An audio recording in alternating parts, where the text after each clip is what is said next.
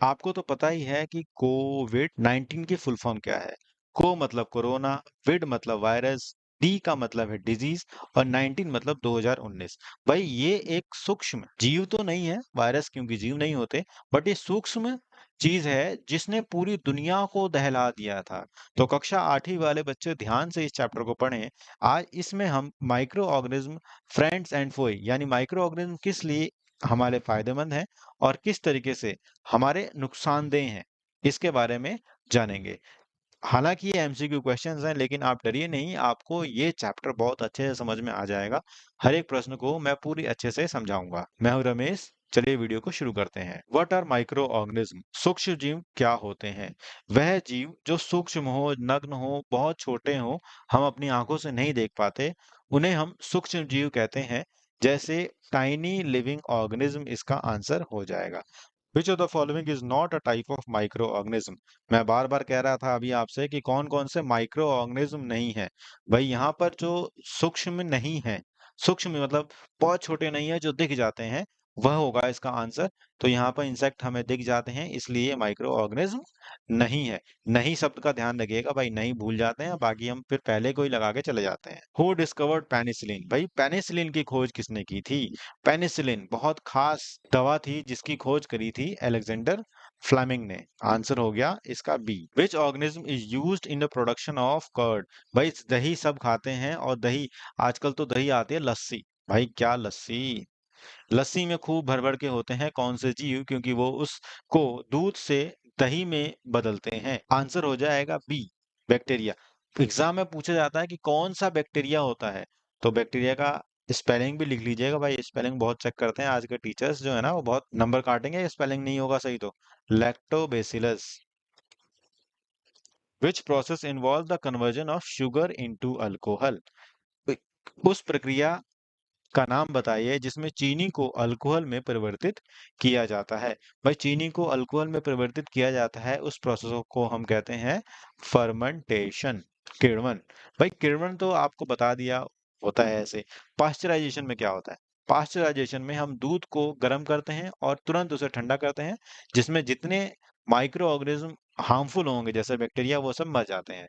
Distillation में क्या कहते हैं? भाई जमीन से निकलता है पेट्रोल, इस पेट्रोल की हम सफाई करते हैं, क्लीनिंग करते हैं, तो इससे बनता है केरोसिन, डीजल और भी कई सारी चीजें जैसे वैसलीन। स्टरलाइजेशन किसे कहते हैं? स्टरलाइजेशन तो यहाँ लिख रखा है स्टरलाइजेशन, यहाँ लिखा है नसबंदी। स्टरलाइजेशन नसबंदी भी कह सकते हैं। विच of the following is disease caused by bacteria? भाई निम्नलिखित में से कौन सा रोग बैक्टीरिया के कारण से होता है? भाई बैक्टीरिया के कारण से जो रोग होने वाला है उसे हम कहते हैं ट्यूबर कोलोसिस, तपेदिक। यह वायरस से होता है, यह भी वायरस से होता है, और यह प्रोटोजोआ से होता है। What is the role of rhizobium bacteria? Rhizobium bacteria का क्या भूमिका है? राइजोबियम हमारे पौधों की जड़ों में नाइट्रोजन को फिक्स करने का काम करता है। भाई नाइट्रोजन बहुत इंपॉर्टेंट है। ये राइजोबियम ही है जो पहले जड़ों में फिक्स करता है, फिर जड़ों से उनकी दालों में आता है, दाने में आता है, और दाने को हम खाते हैं तो हमें प्रोटीन मिलता है। तो इसका आंसर बी हो जाएगा। राइजोबियम की स्पेलिंग ध्यान रख लिएगा। Which microorganism is responsible for bread making? आप तो जानते ही हैं कि ब्रेड ऑमलेट ही हो गया, ब्रेड जैम हो गया, तो ये ब्रेड बनाने के लिए कौन से सूक्ष्म जीव की जरूरत होती है? ये होती है ईस्ट यानी फंगी, एक ऐसा कवक जो ब्रेड बनाने में हेल्प करता है। Which of the following disease is caused by virus? आ गया ना वायरस। एक तो सबको ही पता है कि भाई वायरस यानी कोरोना से होने, कोरोना जो हुआ था, कोरोना डिजीज वो वायरस से हुई थी। बाकी और कौन सी चीज है जो वायरस से होती है? देखिए ये बैक्टीरिया से होता है, ये भी बैक्टीरिया से होता है, और ये होता है फंगस से। तो एक हो गया हेपेटाइटिस, ये हेपेटाइटिस वायरस से होता है, तो इसका आंसर हो जाएगा सी। मैं ऐसे ही बहुत सारी चीजें आपको स्लाइड पे ही बता दे रहा हूँ उससे related. Which method is use for preserving food using common salt?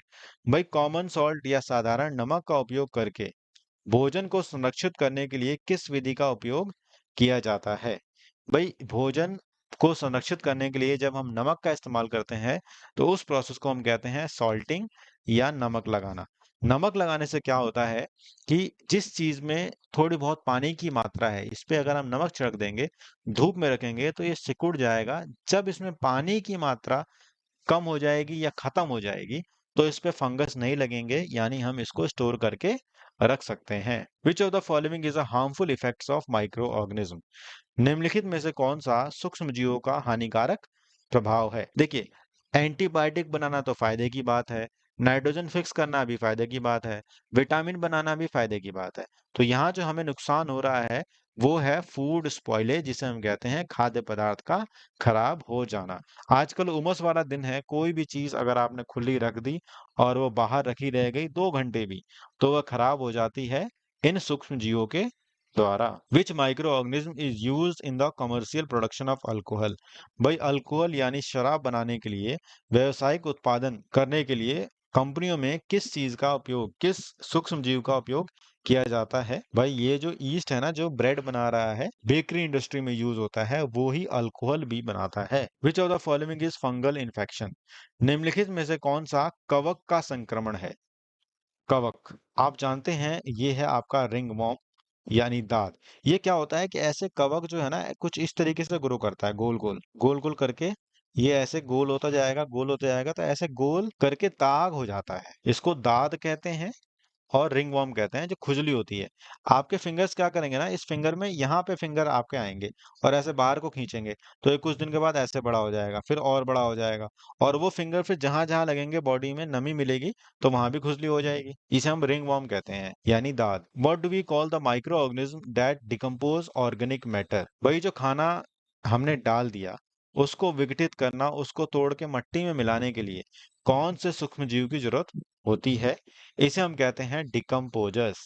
ये मुख्य रूप से बैक्टीरिया होते हैं जो ये कार्य करते हैं। विच of the following is not a method of food preservation? इनमें से कौन सा खाद्य संरक्षण की विधि नहीं है? खाने में अगर कोई रंग डाल दें तो क्या खाना हमारा खराब नहीं होगा? खराब होगा। तो ये कहता है कि नॉट अ मेथड, हमें नॉट वाले को छांटना है, तो इसका आंसर हो जाएगा D. Who is known as father of microbiology? भाई माइक्रोबायोलॉजी यानी सूक्ष्म जीव विज्ञान के जनक के रूप में किसे जाना जाता है?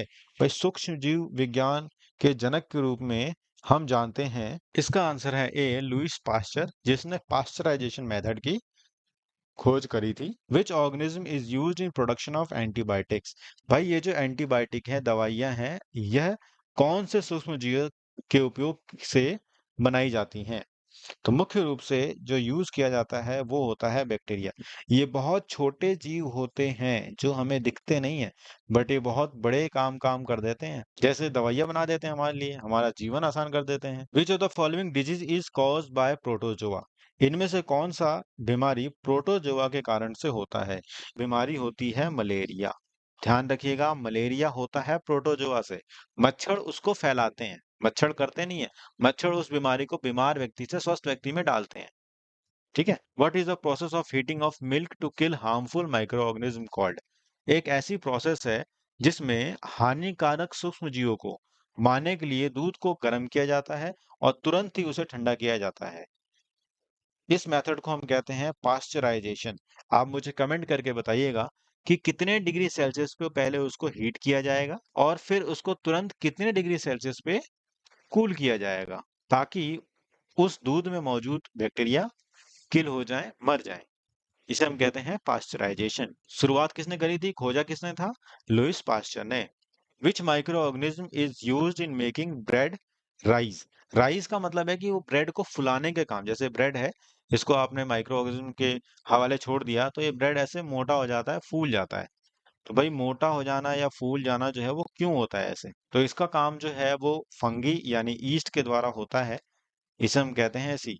जब मोटा होता है ना, तो यहाँ देखिएगा ऐसे ऐसे बहुत सारे छिद्र हो जाते हैं, हवा कुछ ऐसे पापे में भी देखा होगा, रस में देखा होगा, ये सब इन्हीं के द्वारा ही होता है, जिसे हम कहते हैं ईस्ट। मुझे पूरी उम्मीद है कि आप इस वीडियो को लाइक करेंगे, अपने दोस्तों में शेयर करेंगे। कोई कमी तो होगी नहीं, फिर भी आपको मैंने क्वेश्चन पूछे हैं, आप कमेंट करके मुझे बताइएगा। चैनल पर नए हैं तो सब्सक्राइब जरूर करें। वीडियो को आखिर तक देखने के लिए आपका बहुत बहुत धन्यवाद।